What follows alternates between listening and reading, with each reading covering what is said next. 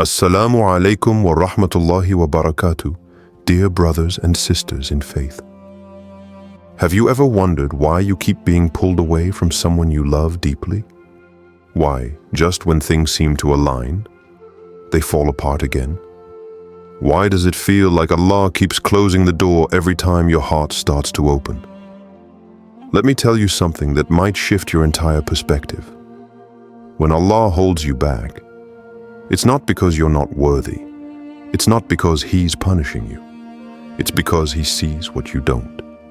He knows what your soul truly needs to grow. He knows who your heart will thrive with, not just survive with. Sometimes, the delay is the blessing. What looks like rejection is actually divine redirection. You see, in Islam, not every person we love is meant to stay. Some are tests. Some are distractions, and some are only meant to prepare you for the one who is truly written for you. This is where the concept of the kingdom spouse comes in. Not a fantasy from books, but a soul that has been crafted by Allah just as you have. A person who will not complete you, but will complement your journey to Jannah. Someone who shares your vision, your struggles, your sincerity. Someone who doesn't only love your face, but loves the version of you that kneels in prayer at night. And maybe, just maybe, that person isn't ready yet. And maybe you aren't either. Allah says in the Quran, وَعَسَى أَن تَكْرَهُ شَيْئًا وَهُوَ خَيْرٌ لَكُمْ. But perhaps you hate a thing and it is good for you. Surah Al-Baqarah 2216. What if that silence, that pause, that distance is not abandonment, but a moment of divine preparation? Allah removes what does not serve your future, no matter how attached you are. And in that removal, there is mercy. In that pause, there is purpose. In that delay, there is design. So ask yourself, what if Allah is removing distractions to prepare you for the one who will help you build your Jannah? The signs you're being held back for the right one. Sometimes, Allah doesn't speak through words. He speaks through patterns, through things that repeat, then disappear, doors that open, only to close, people who come close, only to leave.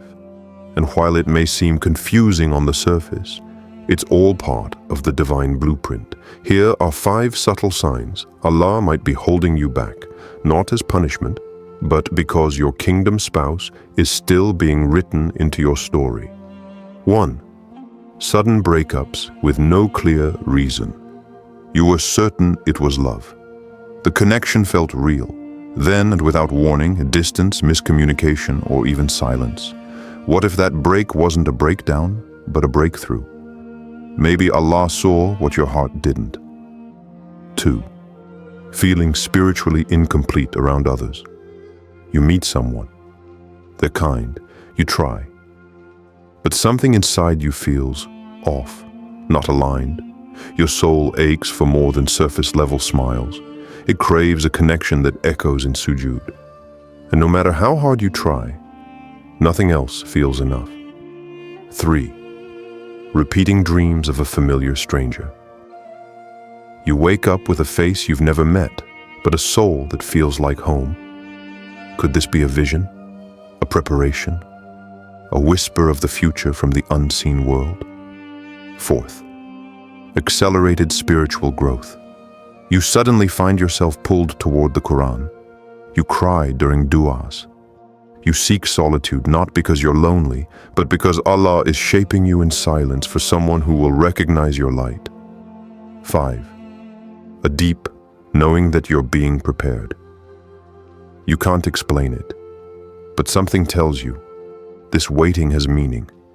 This separation is sacred. Let me share a story. A sister once cried every night over a broken engagement.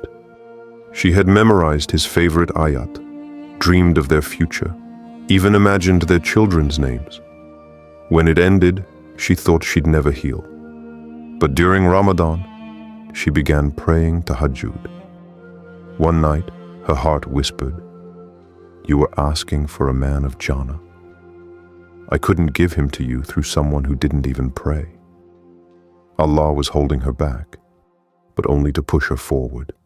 And that's what the Quran reminds us. Inna ma'al usri yusran. Indeed, with hardship comes ease. Surah Ash-Shah 94:6. So pause, look around, reflect. The signs are there.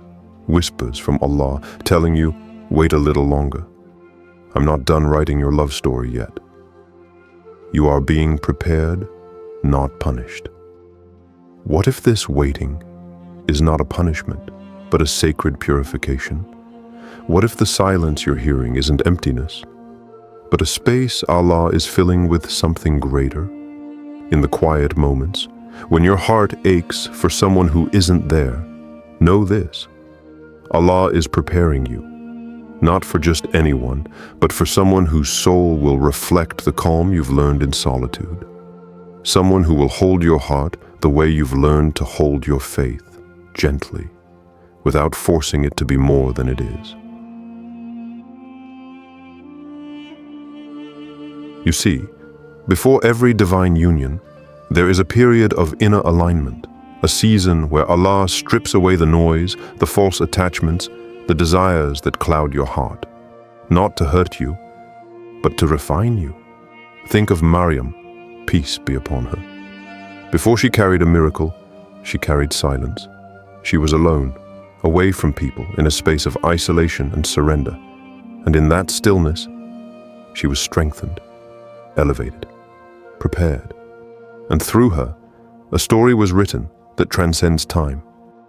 What if your current loneliness is not abandonment, but the cocoon before your emergence? What if Allah is teaching you the kind of patience that builds spiritual intimacy?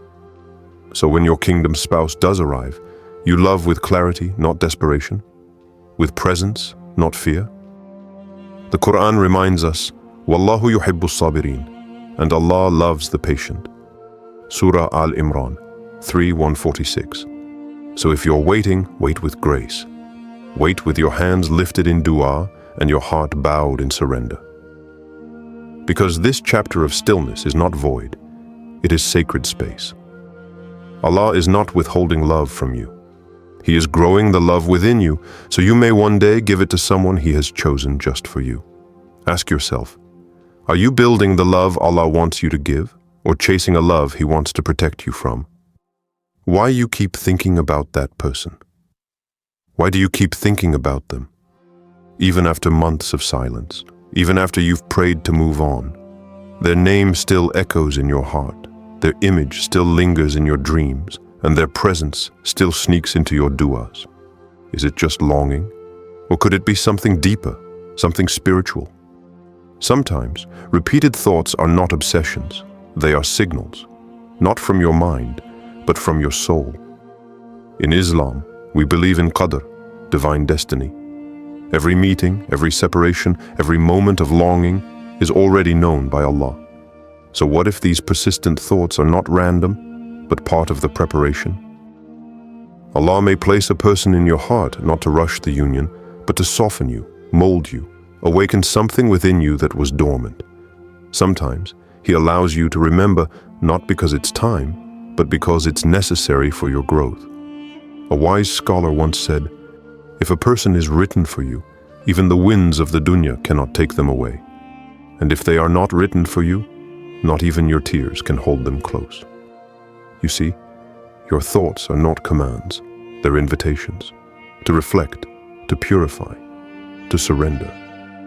You may feel pulled towards someone, but that pull might not mean go to them. It might mean go to Allah about them. Ask, why are they still in your thoughts? Is it because they are yours? Or because your heart still needs healing before it meets what's truly yours? Remember this verse, وَهُوَ الْخَلَّاقُ الْعَلِيمُ, and He is the Creator, the Knowing. Surah Yasin 36:81. He knows your past, your ache, and your future. He knows the intentions of the one you can't forget and the sincerity of your silent prayers. So the next time they cross your mind, don't run toward them.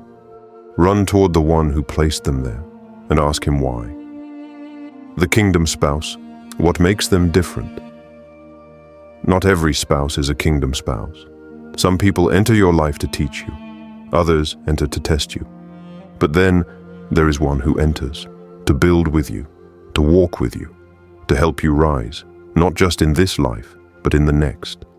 This is what we call a kingdom spouse. They are not defined by looks, money, or perfect words. They are defined by who they become in the presence of Allah and who they help you become when you're with them. A kingdom spouse does three powerful things. They elevate your faith. They remind you to pray when you forget.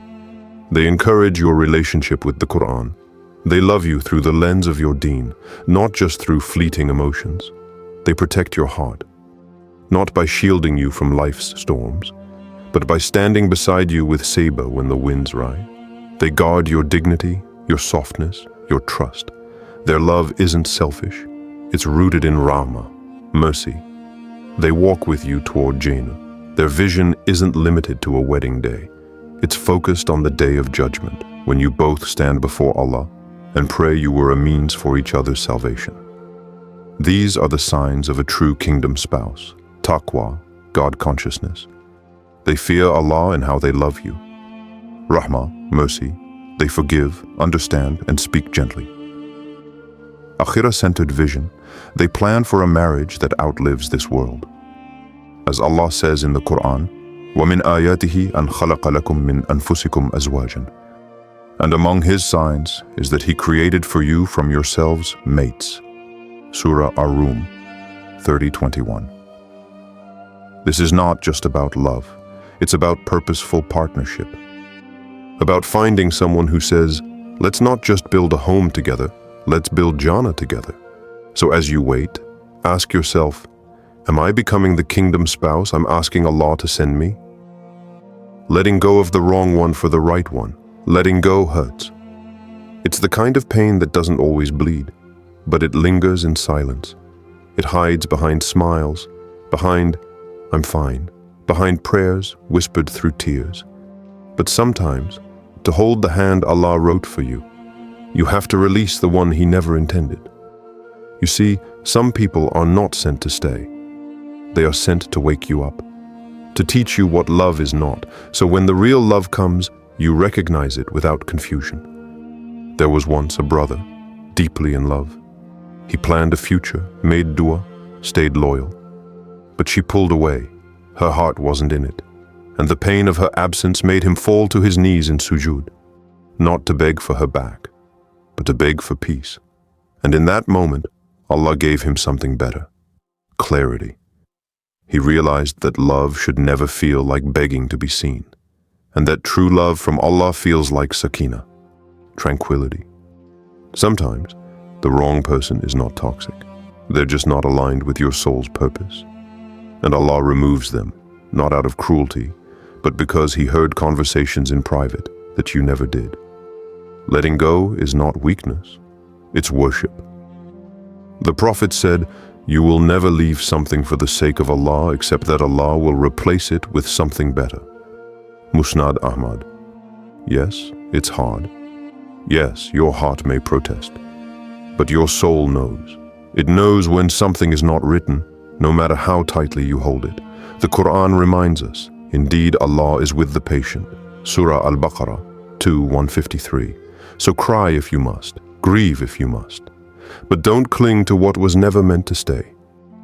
Because while you're holding on to a door that has already closed, Allah is preparing another, one that opens to a love built on faith, mercy, and destiny.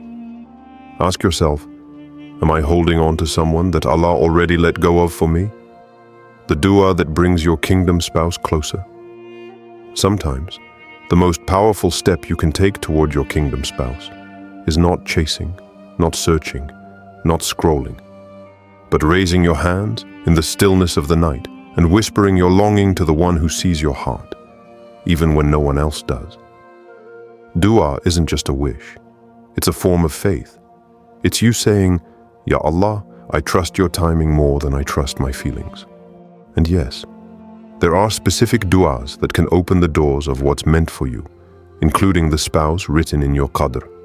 After every prayer, Or in the hush of tahajjud, try saying, Allahumma inni as'aluka zawjan salihan, yuqarribuni ilayka wa yaziduni imana.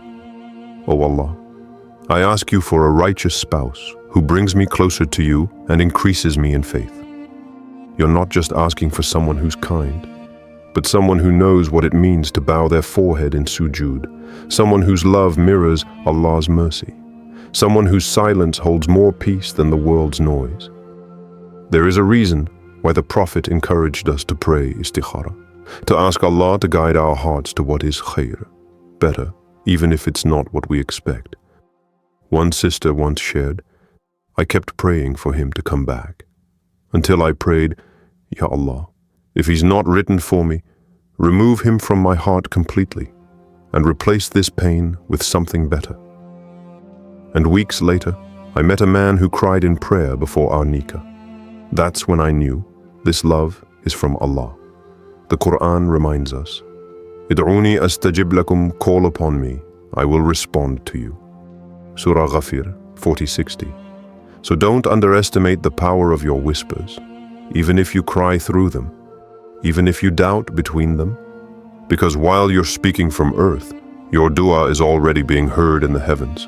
So ask yourself, am I praying for what I want or for what Allah knows I need?